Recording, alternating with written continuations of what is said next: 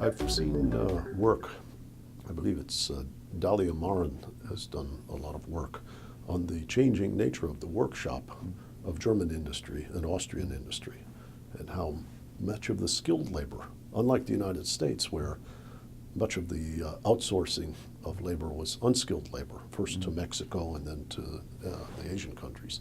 But it looked as though in this period of integration, the German industry greatly benefited from cost savings because the highly skilled labor, the scientists, designers, and so forth, existed in great plenitude and with great skill in places like Slovakia and Poland and in Russia.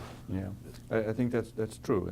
The region came into transition into the reform period with very significant human capital.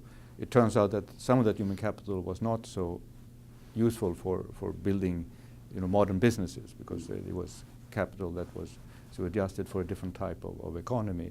But there were certainly pockets of deep skills in some high-tech areas, and also I think in some countries, particularly in Central Europe, the university systems have been developing well after the transition started. So yes, if you look at the integration, these supply chains that have developed, it's quite remarkable what has been achieved.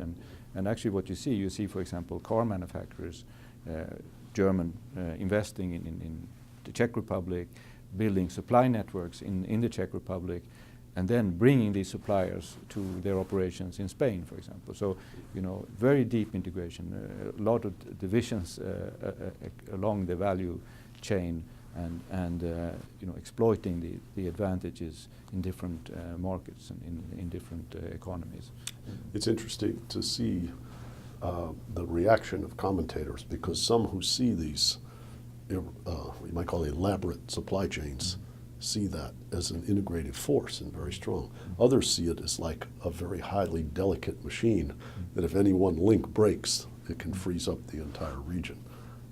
I don't know how... No, I think it is a source of vulnerability, clearly, because it's not only about the division of this value chain, but it's also that at each phase of this chain, there is an attempt to optimize and really bring down, for example, inventories and so on. So you create sort of a vulnerability that is there.